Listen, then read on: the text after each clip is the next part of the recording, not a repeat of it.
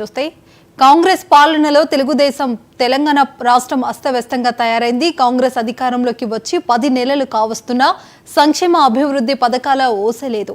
రేవంత్ సర్కార్ పాలన ఎక్కడ వేసినా గొంగడి అక్కడే అన్నచందంగా తయారైంది. మరి ముఖ్యంగా కొత్త కంపెనీల రిజిస్ట్రేషన్లు గణనీయంగా తగ్గిపోయాయి. ఉపాధి అవకాశాలు లేనవలేవు.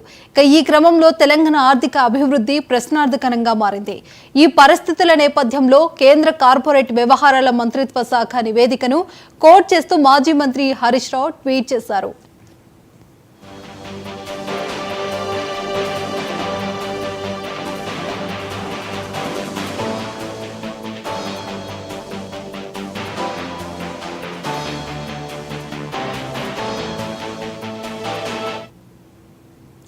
కాంగ్రెస్ పాలనలో కొత్త కంపెనీల రిజిస్ట్రేషన్లు గణనీయంగా తగ్గిపోయాయని, ఇది తెలంగాణ రాష్ట్రంలో రేవంత్ రెడ్డి తెచ్చిన అసలైన మార్పు అని హరీష్ రావు విమర్శించారు.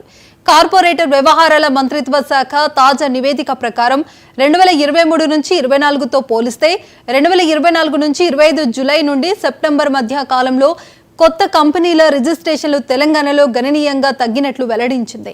ఈ తగ్గుదల రాష్ట్ర మూలధన పెట్టుబడులపై ప్రభావం చూపిస్తూ ఉద్యోగ అవకాశాలు తగ్గడం, తద్వారా ప్రత్యక్ష పరోక్ష పన్నుల వసూళ్లు క్షీణించిందని తెలిపింది.